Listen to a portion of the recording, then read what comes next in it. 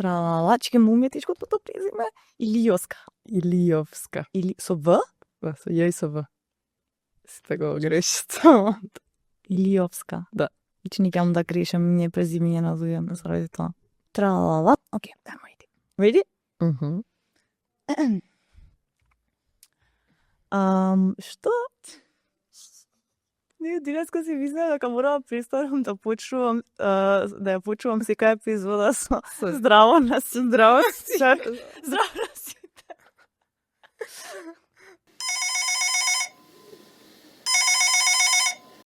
Здраво! Јас сум Калија Димитрова, а вие слушате Медуза Токс. Феминистички разговори за преживувањето, живењето и процетувањето. Здраво на сите и добро дојдовте на уште една епизода на Медуза Токс. Се надевам дека сте добри, особено со оглед на тоа што деновиве воздухот во Скопје мириса на запалени гуми. Денеска во студио на моје огромно задоволство ја имаме Катерина Илиовска. Го нагласив презимето, затоа што и тоа ми кажа дека често ја грешат. Кате, фала ти што ја прифати мојата покана и добре дојде на Медуза Токс. Фала ти за поканата да бидам тука, чест ми е. Како што накратко спомнав, искрено малце ми беше онака bittersweet додека се припремав за твоето гостување, со оглед на тоа што ситуацијата со животната средина е катастрофална од многу аспекти, а од друга страна, мислам, тоа е реалноста во која што постоиме и затоа е многу соодветно да зборуваме на овие теми. Во најавата не спомнав затоа што секогаш очекувам дека сите се запознаени со профилот на моите гостинки, знаат точно со што се занимаваат. Меѓутоа би сакала да нагласам дека си соосновачка на групата, организацијата Yes for Less, но исто така по актуелно си исто така дел од граѓанската иницијатива Зелена народна стража. Па во некако тоа својство те поканив на оваа епизода и мислам дека некако после ова многу интересно лето за нас, сите во оваа земја, дека е убаво малце да ги отпакуваме стварите што се деси, да видиме како се осеќаме и како да продолжиме понатаму со борбата за земја во која што може да се живее, така ќе се изразам. Тоа што веројатно не го знаат луѓето, дека ти си неодамно вратена во Македонија, мене ми е тоа многу интересно за луѓето, може зашто јас сум дојденка, да, како да не сум се родила тука. Свесно си имам вратено во оваа земја и ме интересира како дојде ти до таква одлука што можеби за некои луѓе е радикално, зашто нели муавето се секогаш дека треба да се избега од овде. Да. Фала ти на прашањето вака за кршење на мразот на почеток. Не знам од кај да почнам. Сега нешто што ми доаѓа одма на памет е дека како што се вратив во февруари годинава, одма онака прва недела на протест отидов, тоаш се случи несреќата со Фросина. И од тоа не запрев, као после не знам, се случи нели кочани, па блокадите, така што некако како универзумот да ми постави тест, затоа што една од причините за враќање ми беше активистичкото делување и универзумот рече сакаш активизам, ти активна 2020. Да, баш така. Show yourself. Да. Имаше повеќе причини за моето враќање. Јас бев 7,5 години надвор. Живеев во 3 различни држави, последно живеев 5 години во Барселона. Во Барселона ми беше супер, Седвор не ми беше супер. Од кој аспект? Па дојде короната, да речам, во Шпанија бевме затворени некои 3-4 месеци онака скрос, што не беше со некои, мислам случајот со некои други земји, мислам дека тука беше полабаво.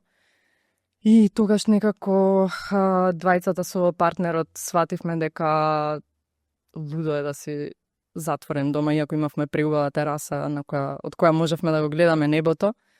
Некако свативме дека ни фали природа и дека самиот град не гуши, ако нели на сите кои ќе им кажам прво живеа во Барселона или тогаш дур живеев таму.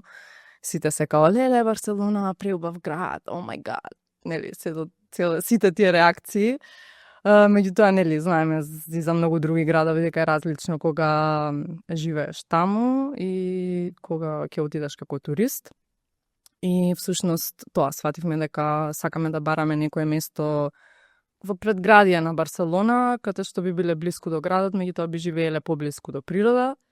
Имавме еден период на барање на такво место, меѓутоа јас не можев да најдам место кај што нешто ме привлекува, онака, не знам, да речеме, и не знам, тука најдов прекрасна заедница и ќе останам тука, некако се беше рандом.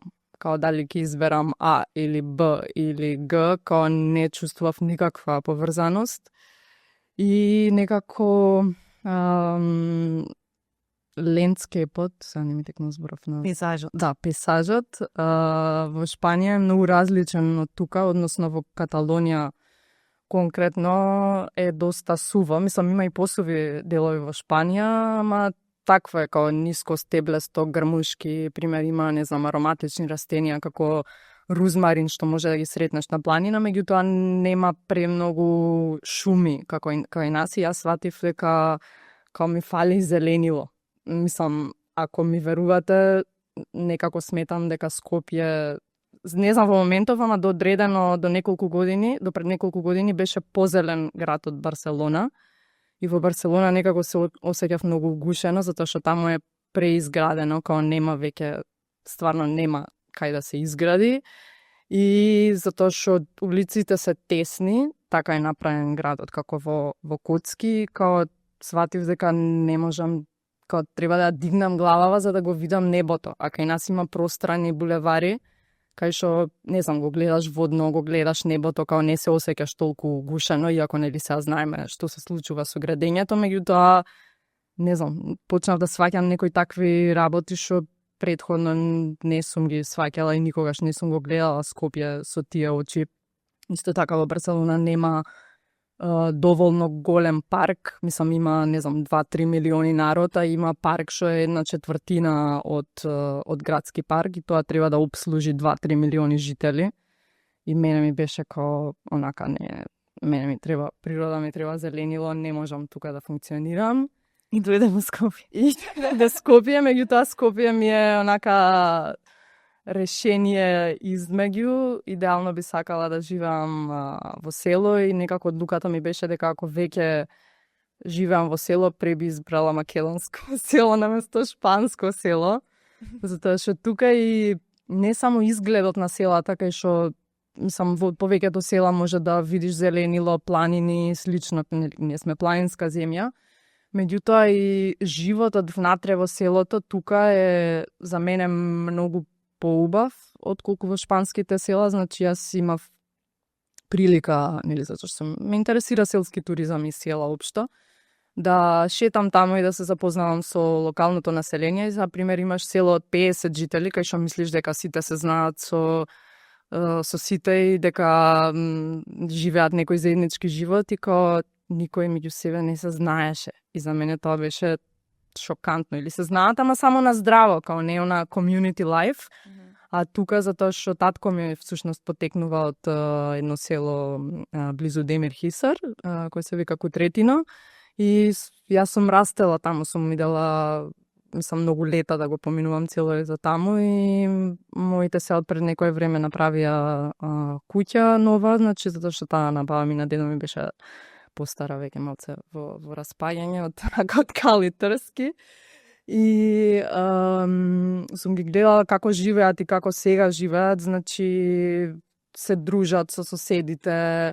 Не знам, пример ми требаше да испринтам карта за авиони, се као, тој во селото има принтер, и кај него се принта.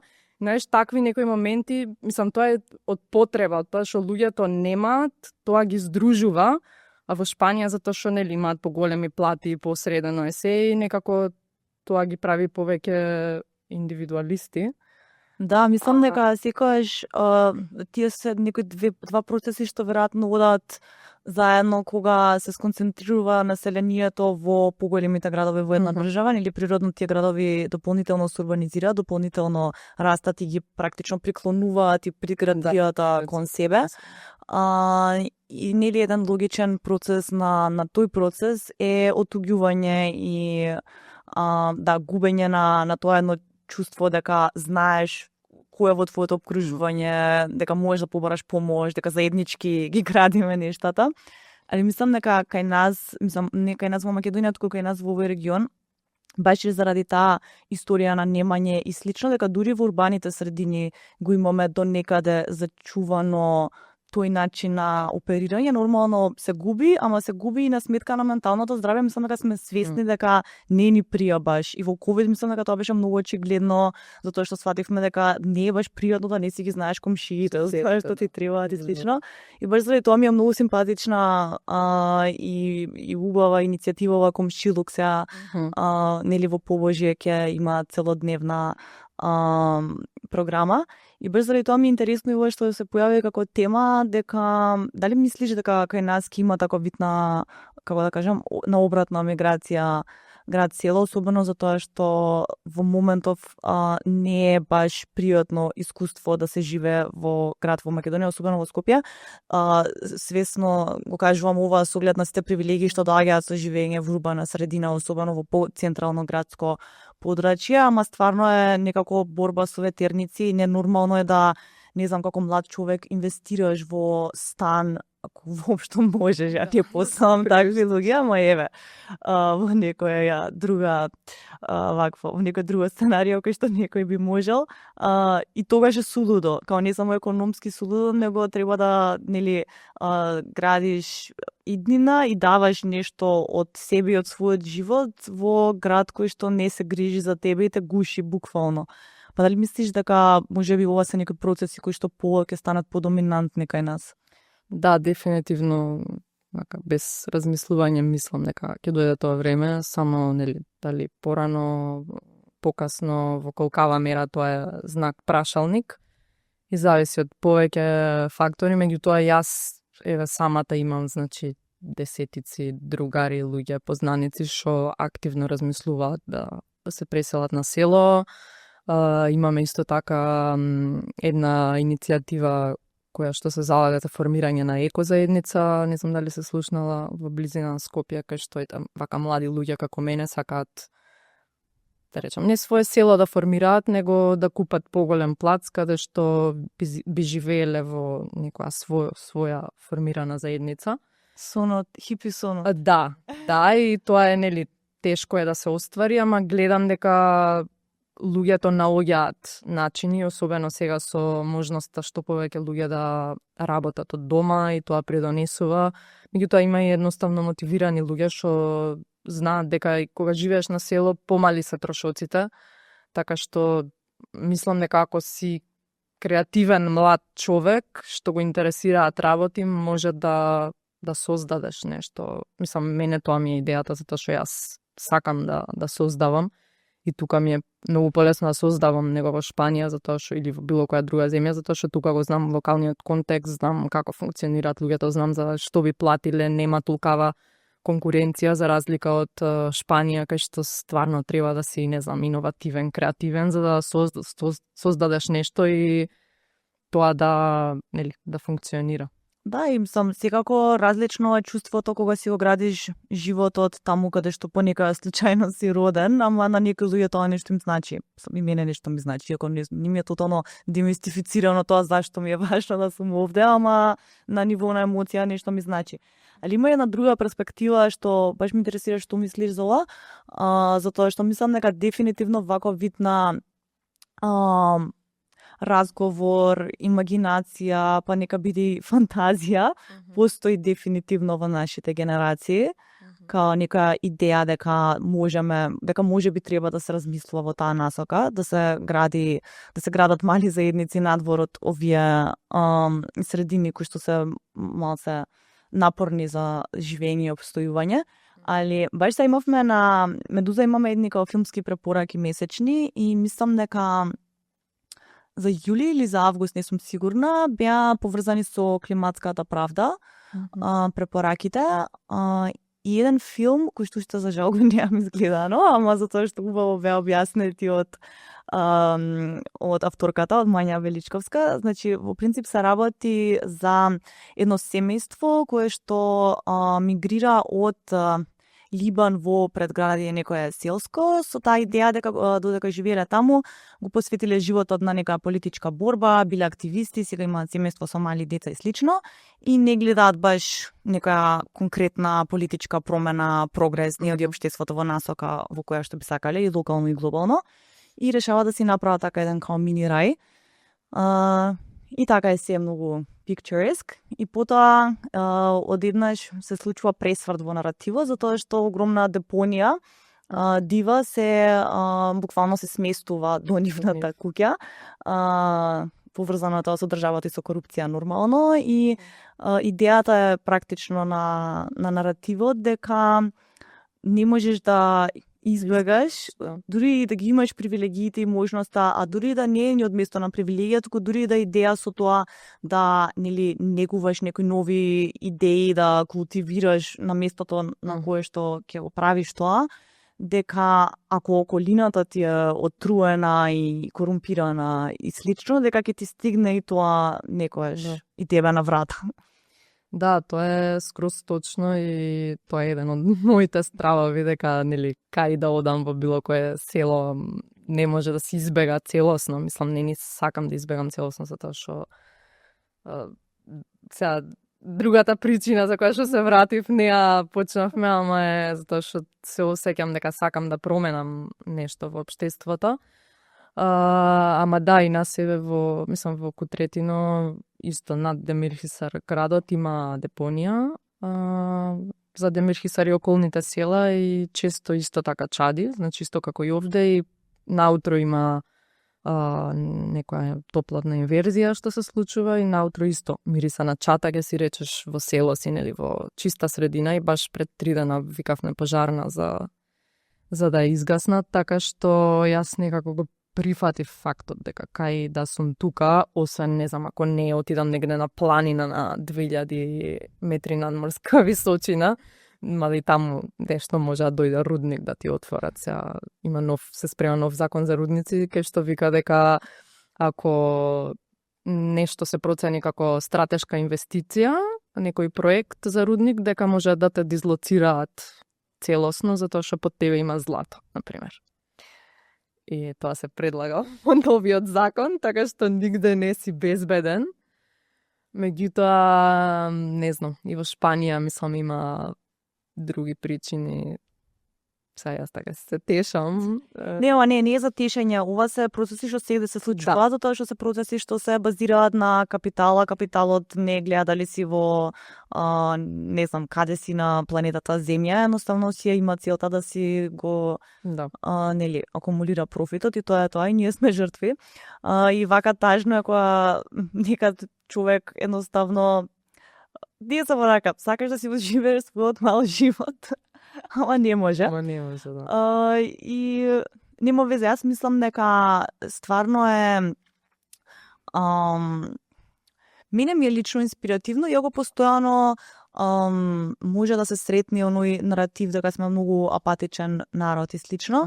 Но јас мислам дека летово на вистина некако сведочи нешто друго, затоа што немала работа да излезеш од твојот мал, како што кажав, мал приватен живот за да држиш блокада или со денови да протестираш за нешто, и тоа стварно го гледаме на премногу локации низ Македонија, затоа што и за порано имало исто така многу еден цилен наратив дека отпор од борбата што и да е, дека премногу централизиран и слично. Се мислам дека се случува нешто многу обратно од тоа. И мислам дека тоа е многу важно, и за тоа мислам дека не е баш фино кога човек се заглави во таа идеја дека народот е ваков или онаков, зашто не е тоа вистина.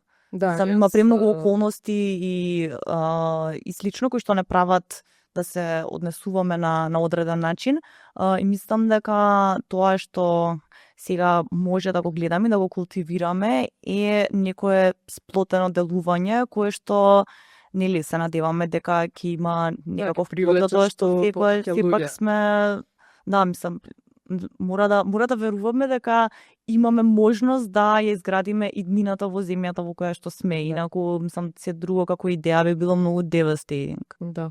Да, јас уствари некако престанав да се држам со луѓе што само го тераат тој наратив, затоа што мислам се согласувам со тебе дека мора да имаме надеж и мислам дека Yes4Less ми има многу помогнато со тоа, затоа што ние многу зборуваме со луѓе што не ги знаеме, што ете за некоја причина ќе ни пишат на Инстаграм или некако ќе стапиме во контакт и имаме дојдено во последниве 5 години со многу приказни од луѓе што онака може да е најмала работа, кога и вие ме мотивиравте да го направам ова и после тоа може да прерасне во нешто поголемо и сега не можам на другиве луѓе да им објаснам, нели што викаат дека и сите се апатични, ништо не се менува, мислам ние ја гледаме промената во нашето 5 годишно постоење, затоа што кога почнавме баш овако со селава што ме праша, значи нели ако би ме прашала дали мислиш пред 5 години дека одржливоста ќе стане и ни сите нешто еко ќе биде тренди, као ние тоа го видовме,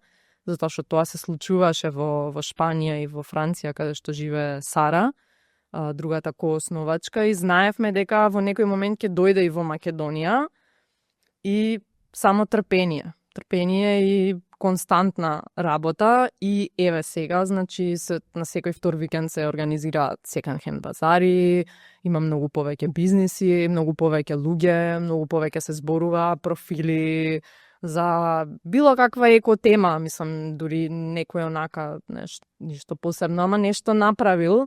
Значи ние ја гледаме таа промена и не може никој да ми каже дека нема будење или нема промена. Значи има промена, само немаме никогаш време да седнеме и онака статистики да извадиме, затоа што ние некако многу органски работиме, не знам, не праќаме извештаи кон никој, туку повеќе за нас тоа што го викаат impact report.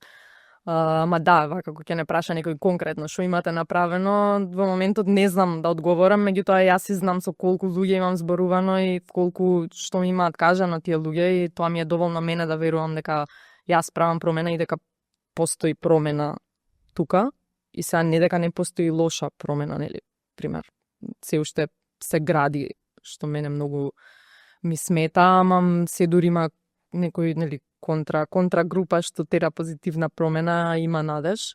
Да, мислам дека веројатно тоа што го некако доаѓаме до некаков заклучок од тоа до сега што го збориме е дека во голема мера се чувствуваме како на нас да се оставени нештата и можеби тоа е некоја промена на позитивно, затоа што се градат силни заедници кои што веројатно ги придвижуваат работите во некоја насока која што сметаме дека е добра за нашите градови, села и финално земја.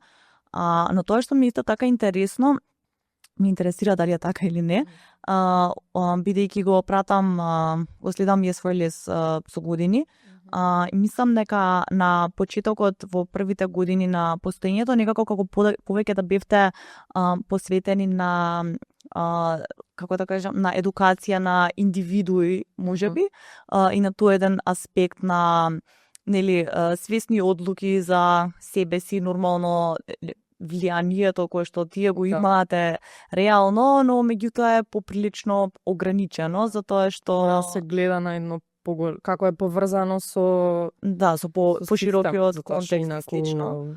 Али мислам дека сега во последно време како и вие да го имате тој некој шифт и некако и вие како и многу други иницијативи, па и Медуза, многу повеќе се случува едно излегување од дигиталното кон тоа што е попипливо и материјално, затоа што всушност таму се случуваат прекршувањата на нашите права, на законите и слично.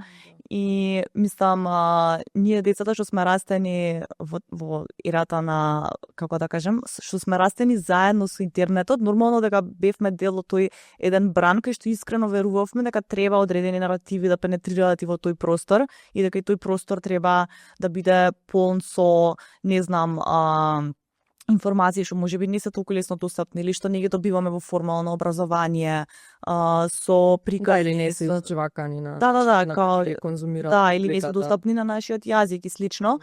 меѓутоа после некое време и делување во тој простор, и особено зашто и тој стана некако премногу сегрегиран и заситен и насилен, дури би рекла, некако сваќаш дека, барем јас некако дојдов до такви заклучоци, дека непосредниот контакт е многу важен и ние, например, многу почнавме повеќе да излегуваме од тој простор кон реални, не знам, средби, дискусии, работилници, протести, настани, тоа нормално си доаѓа, зашто тоа ти доаѓа како личност, или не е ни толку поврзано со дали се бавиш со тоа или не, али како да гледам на повеќе нивоа дека луѓе проаѓаат низ овој процес и ме интересира каков беше и за вас, за тебе и Сара. Да, па ние, мислам, на почетокот не имавме избор, затоа што двете живеевме во странство кога го отворивме профилот и тоа ни беше единствената можност да делуваме некако во тој момент и после како што бевме поактивни, излегува нови прилики, добивавме покани за настани и слично и на двете ни беше премногу макан што не можевме да сме тука за да учествуваме и да допреме и до нова публика, што ете можеби не седи толку на социјални медиуми и слично. И мене тоа ми беше уште, мислам, една од мотивациите за враќањето тука, затоа што запознав прекрасни луѓе преку профилот, онака како да сум имала некоја магично стапче, како сакам да ги запознавам сите луѓе со слични интереси, слична визија за Македонија и за светот. И као профилов ми ги даде сите тие луѓе, многу е лудо. Не ни го планиравме тоа кога го направивме. Не е толку лудо, јас стварно буквално истото доживување го имам со Медуза. Да, и јас као, мислам, пример се договаравме со Сара и ќе правиме, не знам, јесфорле средба, еднаш во годината ќе се погодиме, нели, за време на лето тука. Таква прва средба имавме во август 2023, после имавме еден настан базар во октомври 2023 и онака која, нели, мислам, запознавме многу луѓе што ги знаевме само виртуелно и секогаш во живо излагаат нови информации, нешто ќе дознаеш за човекот, ќе те поврзе со некој друг и некако се запрашав како што би било ако јас цело време сум тука, нели би може да правиме многу повеќе работи. Тоа ми беше една од мотивациите да се вратам тука, затоа што не можев да се поврзам до тој степен со луѓето во странство, дури значи тие што ги запознавав, што ете се делуваат во делот на екологија, животна средина и слично, едноставно тука многу повеќе те поврзува, затоа што баш ги знаеш проблемите и по емотивно си поврзан со тие проблеми. Јас никогаш нема да сакам да се борам за Шпанија, колку што сакам за Македонија. Тоа стварно го усеќав како потреба, мислам, јас си го викам како професионална деформација, дека во еден момент сватив дека не можам хедонистички да живеам, као, не знам, на кафе таму седам и сум као главава ми мисли на што можам да правам во Македонија во моментов и џабе, знаеш, џабе сум таму која кај има супер кафичи, настани секога, јас сакам да сум тука со моите луѓе. И да, еве сега кога се вратив, мислам, имаме можности многу повеќе настани да организираме, да присуствуваме каде што не викаат. Исто така ги организираме тие јесфрлес дружби. Сега пред една недела имавме четвртата, кај што доаѓаат, ние си ги викаме најактивните членови од екозаедницата, тие што најмногу зборуваме, коментирале и слично. И мислам, тоа е прекрасно. Сега последно дојде едно девојче од Струга, онака, затоа што има купено своја нива, кај што сака да произведува своја храна и сакаше да ја раскаже приказната на луѓето тука и да мотивира некој и да се започне нешто такво свое за производство на собствена храна. И девојчето, мислам, онака се закрена од Струга. И бев така, о мој гад.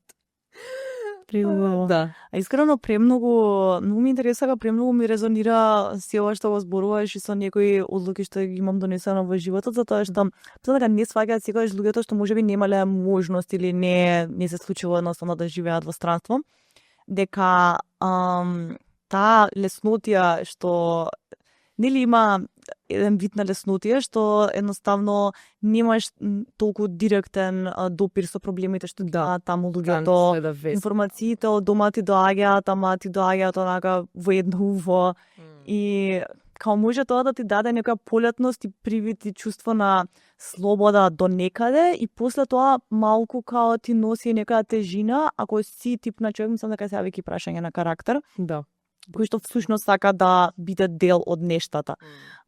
И јас, например, кога бев во Полска, последната година се случува црните протести, кога се целосно криминализираше пристапот до абортус, да.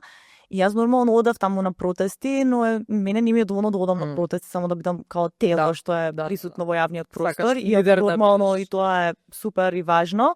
Ама сакаш едноставно да, кога нешто се случува, особено што е толку страшно, не знам, некако да бидеш по суштински дел од нешто, од луѓето што кажуваат дека тоа не е во ред. А додека се случуваше паралелно во Македонија излегуваа луѓето на протести, мои пријатели ги тепа полиција по улици и слично, и мене едноставно ми беше одеднашка тотално незамисливо да продолжам да бидам на некое друго место, особено кога овде атмосферата беше на вистина полетна и се веруваше дека сме на прагот да градиме некое општество кое што ќе биде подобро. Таа шанса помалце се чувствуваме дека не ја фативме, барем не во политичка смисла на зборот, мислам во формална политичка смисла на зборот. Ама мене ми е например драго што ја направив таа одлука, затоа што заради сплет на околности после тоа почнав да ја развивам Медуза, некако почнав да работам на ствари што се поврзани со јазикот, што минот секогаш ми бил многу силен од идентитетот и да не зборувам за пишувањето и сваќам од оваа перспектива дека да не ги направев тие одлуки што тогаш за многу луѓе беа радикални или несватливи или глупави, дека мислам дека дел од мене ќе беше едноставно неоткриен, а важен дел од мене, би рекла. И заради тоа мислам ги разбирам луѓето што ја прават таа одлука и баш неодамна бев дел од една кратка студија што ја правеше еден студент од Холандија за повратна миграција, баш од овој вид, кај што прави истражување зашто луѓе од високо образован профил решаваат да се вратат во Македонија. И има доста такви луѓе, што е интересно, и многу често се вакви причини, а другите причини се нормално поврзаноста со пријателите, средината, семејството и слично, затоа што како веќе што спомнавме сме малце непосредни луѓе, тоа исто така не е тешко. Меѓутоа тоа што беше интересно е дека еден дел од студијата исто така се занимаваше со причините зашто истите тие луѓе повторно би размислиле да се заминат и секаде се појави воздухот. И исто така и во моето интервју, затоа што као јас например искрено сум среќна овде, ама не сум среќна со тоа да буквално и тоа да се некои нешта што знам дека може да се решат. Да. И мене ми е исто таа причина една од најголемите, кој треба да се изелам назад.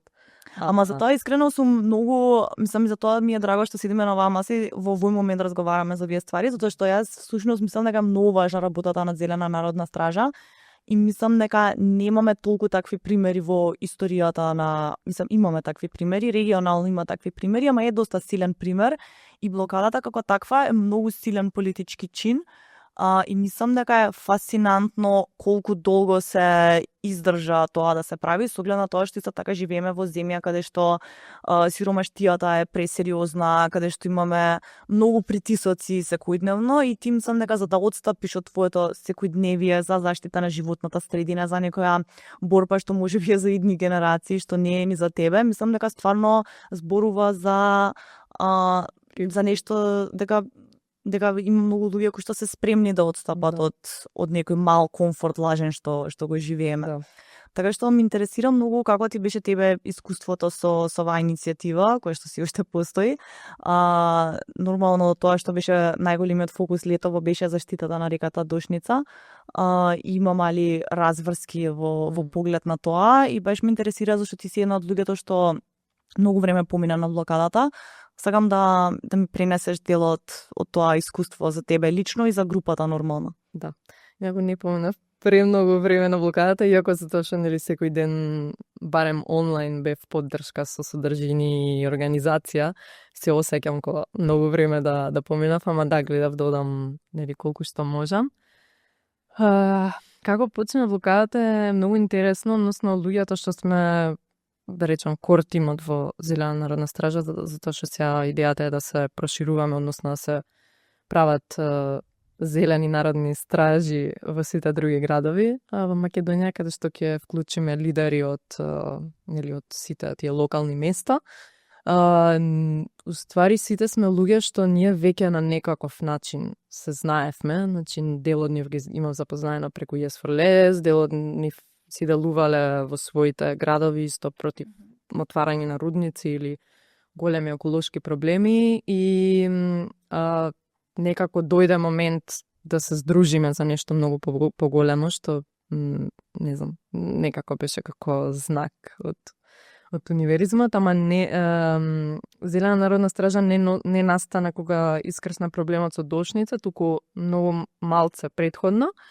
Настана после обиколката на парк, кога од Паркови зеленило објавија дека ќе се сечат и ќе се кастрираат 100 и неколку дрва.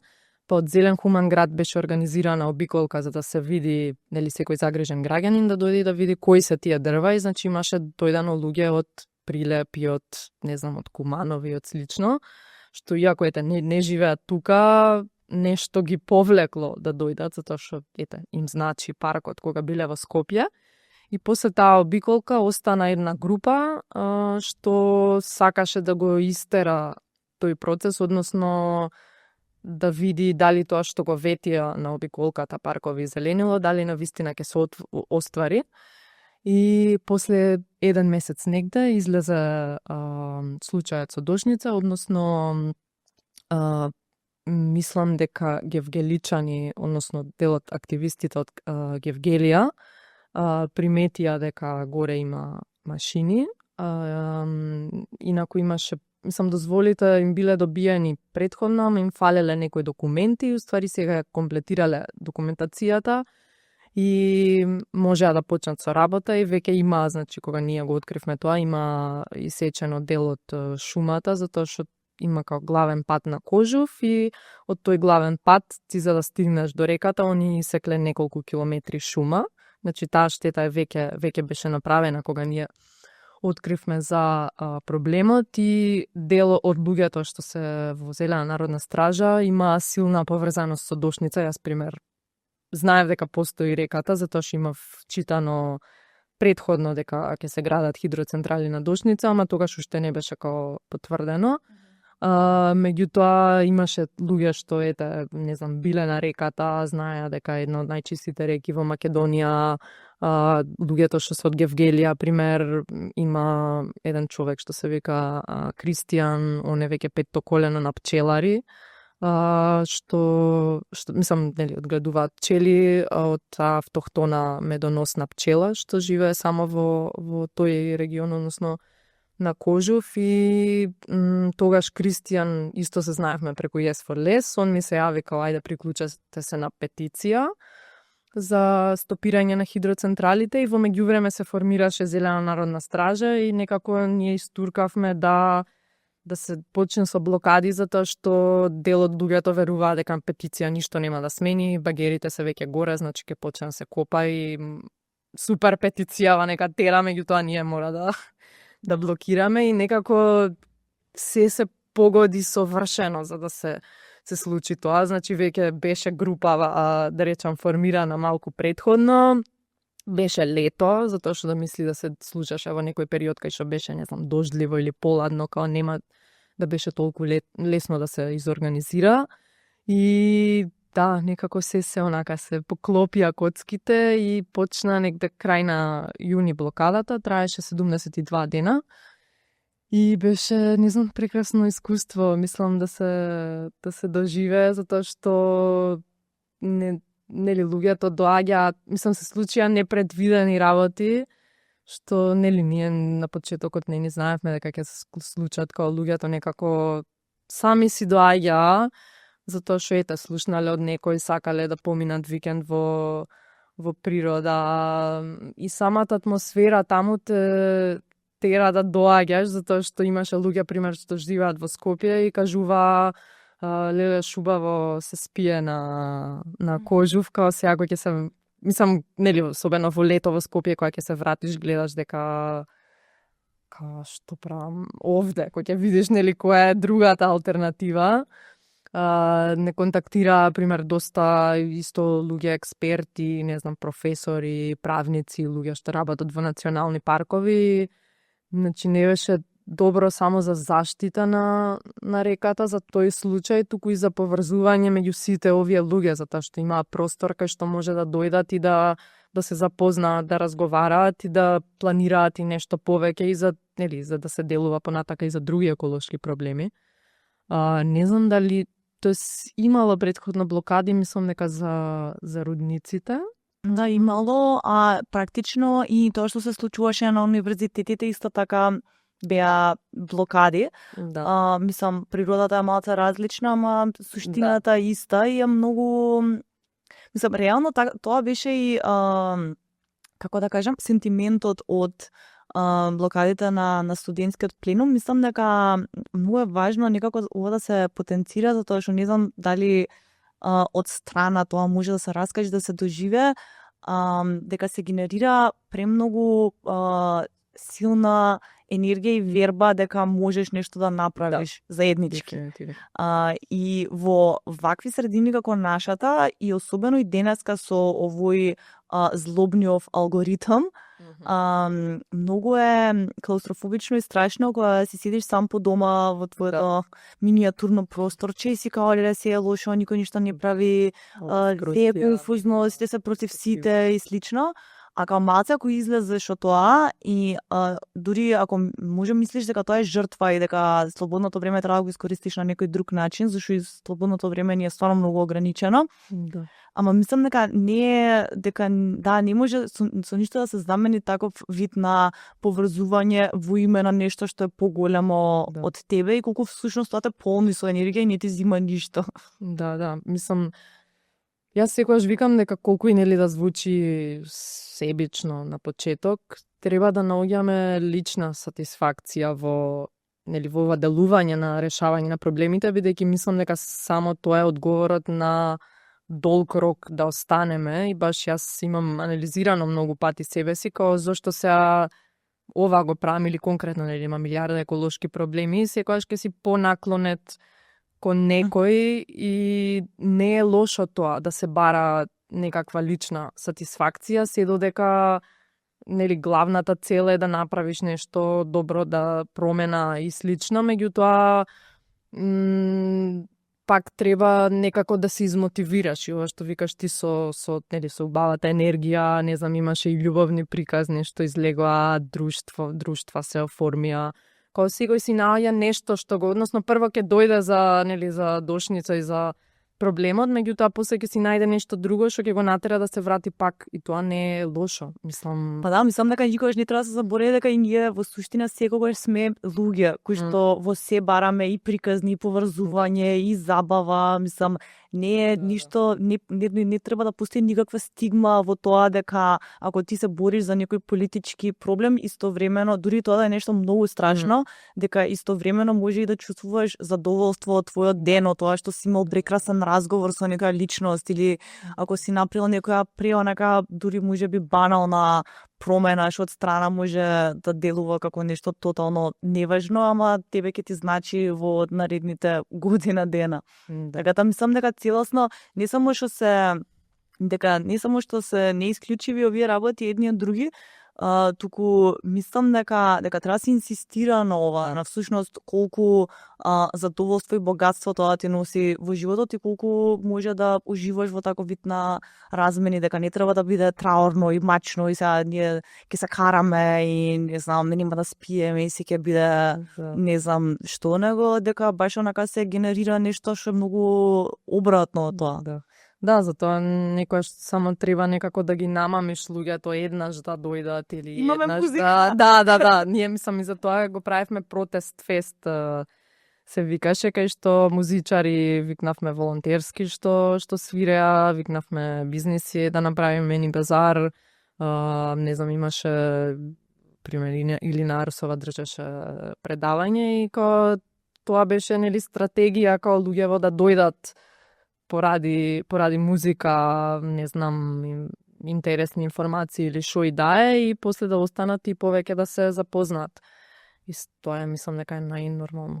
Да, мислам дека и тоа е и многу важно да се спомене и во контекст на зашто го спомнавме и Скопје и слично, затоа што се повеќе ни се здема на тие така наречени трети простори, затоа што се смалува јавниот простор и потентноста на јавниот простор не е само дека ти имаш нели место да одиш или да буткаш, не знам, нешто као количка и слично, него не е само таа практична, не е само тој практичен аспект на просторите, туку се и простори каде што се случуваат најважните размени, разговори, кои што не се посредувани од тоа ти да мораш, не знам, да имаш пари да трошиш за што и да е, туку дека буквално е во центарот на нештото е размената, како што беа, например, скаличките пред МКЦ или слично. И колку тие средби генерираат потенцијал за граѓанство и за луѓе кои што се грижат едни за други за тоа што се случува околу нив. Така да, затоа мислам дека се многу важни ваков вид на средби, како протести, блокади, слично, заради пријателството што ги генерираат и затоа што ние всушност сакаме потоа со тие луѓе да продолжиме да правиме нешто заедно.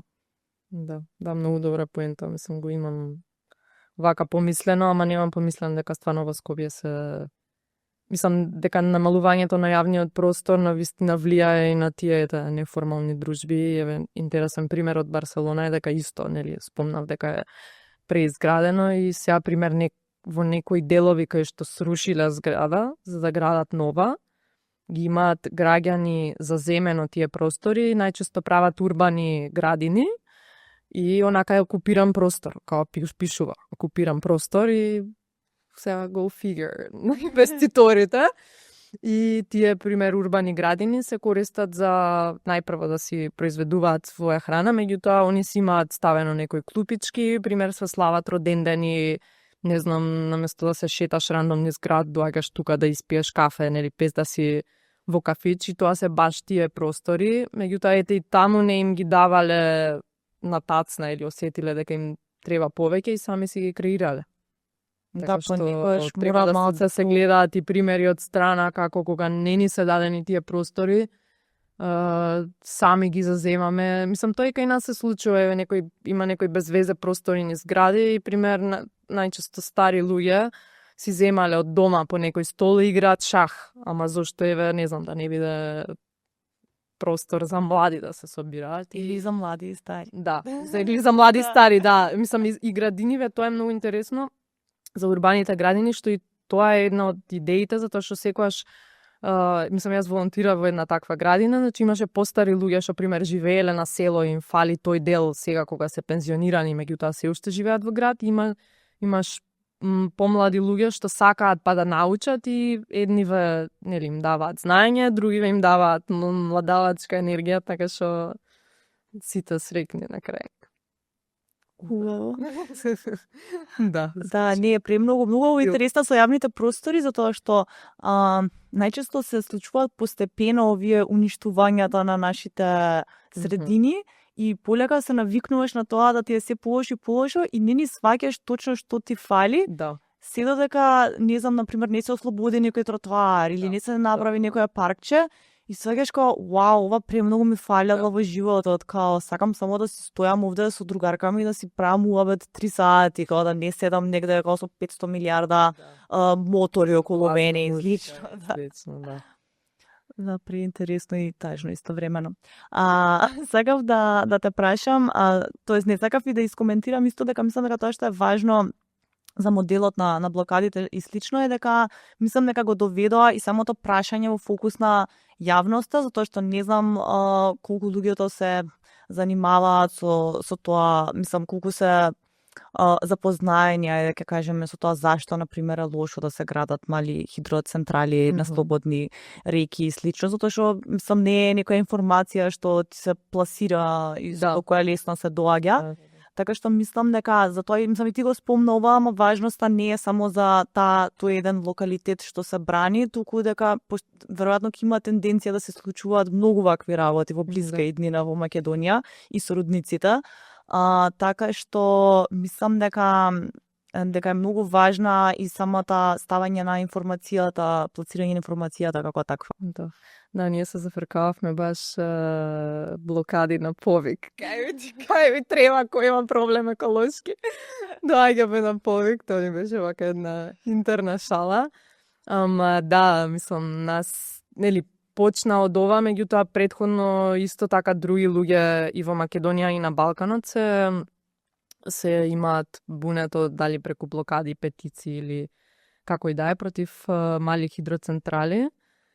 И имаме од Балканот одлични примери за како ова може да доведе до нешто поголемо. Например, во Босна и во Црна Гора малите хидроцентрали веќе се забранети со закон, баш поради долгогодишни вакви случувања со блокади. Значи, не знам, во Босна имаше, мислам, еден пример кај што 500 и нешто 70 дена седеле на блокада. Во Србија исто, во Црна Гора, значи во сите земји. И исто сакам да споделам една друга преубава приказна од Албанија. Значи, Албанија до нас, вака на кој да сум ја кажала, никој не ја знае. Значи, Албанија има една од најдолгите диви реки во Европа, значи 270 километри непречен тек. Нема ни хидроцентрали, ни не знам било какви други прегради што може да ги има. И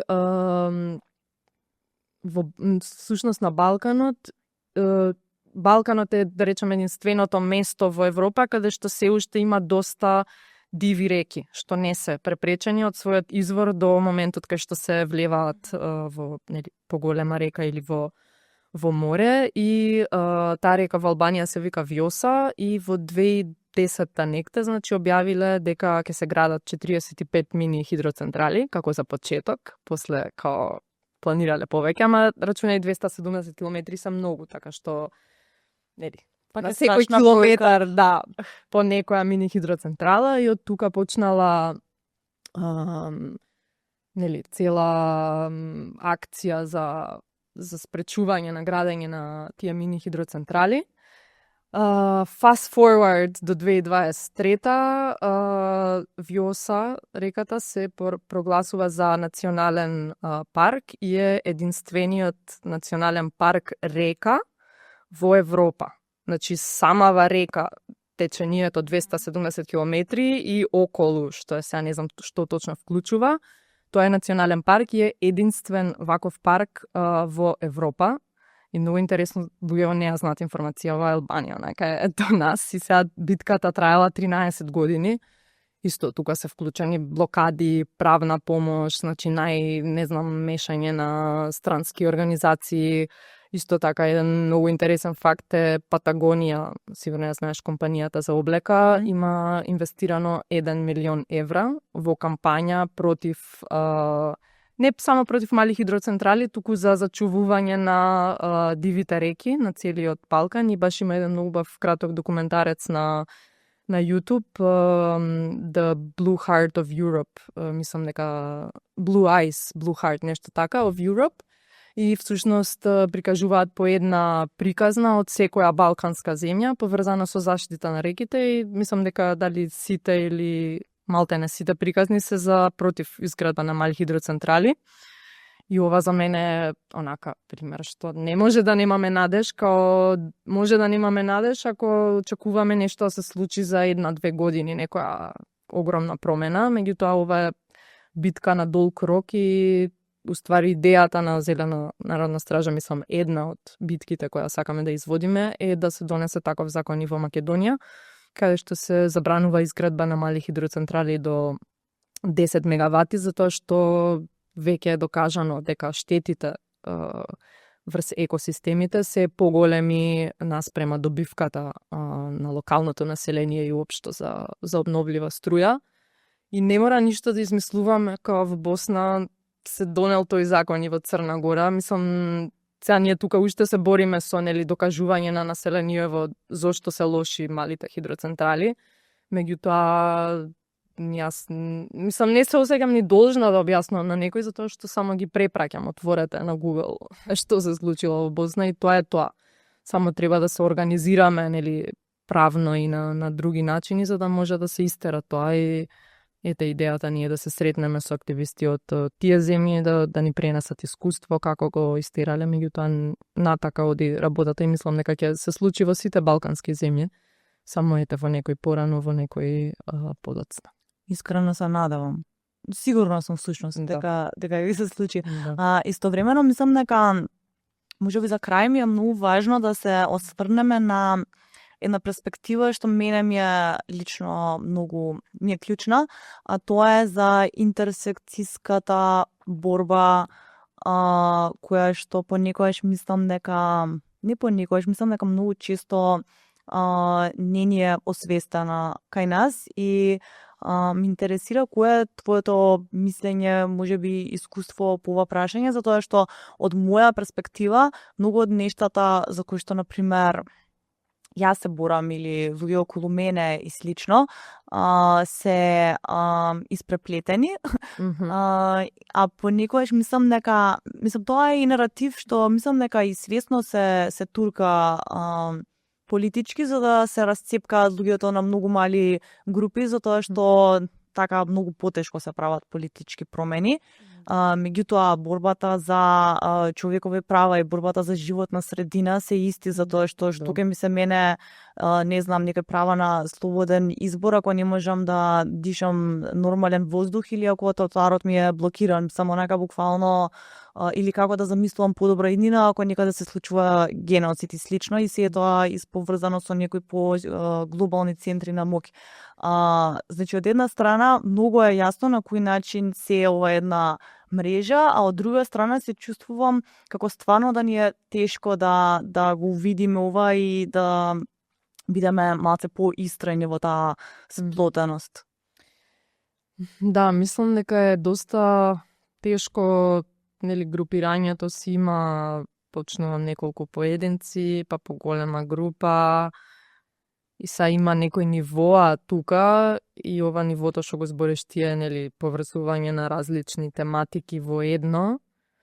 Меѓутоа немам баш одговор на ова прашање, затоа што и мене ме мачи, мислам, ние сега конкретно гледаме како може да ги поврземе сите делови од Македонија во полето на екологијата. Меѓутоа, пример, не знам, ке не контактира некоја друга група, организација и секогаш е тешко тоа, чекај како сега 100 групи, значи ја членувам во милиарда вибер групи, онака хаос ми е во главата.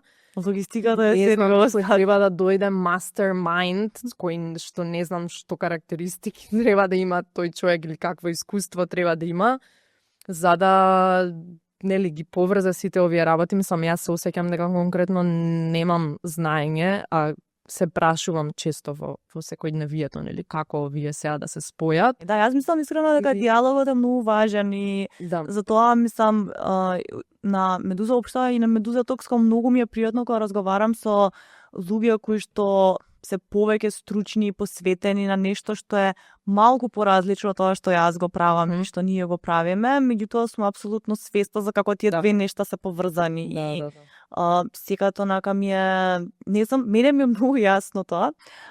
Сакам да го отворам секогаш као тема, затоа што мислам дека е важно само да го обзнануваме како нешто. Да. Исто сега нешто друго што ми текна дур го кажуваше ова е дека кога би имало повеќе луѓе што се вклучени во сите овие процеси, делувања и слично, и ние што сме, да речам, сега активните, би имале повеќе простор да одиме и на друг тип на настани. Затоа што јас сега се осеќам дека нема доволно луѓе што делуваат за животната средина и цел фокус ми е насочен таму, ама не дека днес као многу сакам да отидам на некој феминистички настан или не знам нешто, кај што нели тоа е конкретна тема, меѓутоа никогаш не наоѓам време затоа што ова ми е приоритет. Меѓутоа кога би имало повеќе луѓе, као јас ки имам повеќе слободно време и би можела да отидам нешто друго, така што и тоа мислам дека е една добра поента кога секој нели би земал помалку одговорност, ние што сме сега најактивните не би ја чувствувале цела одговорност на нас и би имале повеќе време и прилики да бараме поврзување и со други тематики, здруженија и слично. Да, апсолутно. Мислам дека исто така е нешто што е важно да се напомене и некако и често и доаѓаме до овој заклучок муаве што и да е на оваа црвена маса, дека некогаш може премногу да влезеш во тој мајндсет и да почнеш да се чувствуваш дека премногу работи зависат од тебе и да се премориш и на крај да се откажеш и да не можеш веќе да се бавиш со јавни добра како концепт и со нешто што е поврзано за општото добро.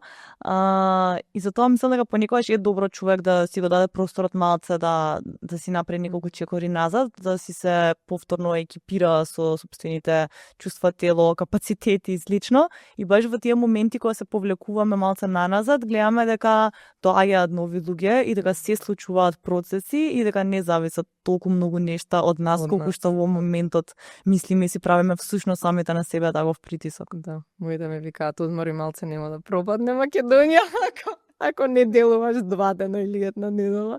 Пошто најчесто така се чувствувам, ама да, дефинитивно и треба да си оставиме простор и да бидеме меѓу други, да се, мислам и вакви дружења измеѓу различни страни, тоа што се гледа. И нешто што често ми доаѓа како идеја е дека треба да се организира, не знам, некаков настан или трибина или што и да е, кај што ќе зборуваме како да не прегориме како активисти без разлика за што си активист. Затоа што јас многу често размислувам на таа тема и мислам дека имам некои совети што можам да им ги дадам на други луѓе, а сигурно и другите луѓе имаат совети за мене и можеби некој таков настан или не знам група општо за активизам како да останеш ментално здрав кога сакаш да ги решиш сите проблеми во твојата држава би можел да не обедини да се запознаеме подобро и да видиме кои сме и како преживуваме во овој свет. Епа, добро, ајде после ќе се договориме или го организираме. Кате, фала ти премногу за сите ствари што ги сподели со мене. Јас уживав во твоето гостување и сакам некако веројатно да пратам некој апел кон луѓето да се вклучат во борбата за својата непосредна средина, затоа што се друго би било излишно ако ги игнорираме тие ствари. Да. Фала ти многу и мене беше многу забавно, би можеле да зборуваме уште 1 сат, ама ето. Скарјам колку време зборевме. Сега като знаеме. Колку време? Сат и 5 минути. Окей, тоа не е страшно. Чао!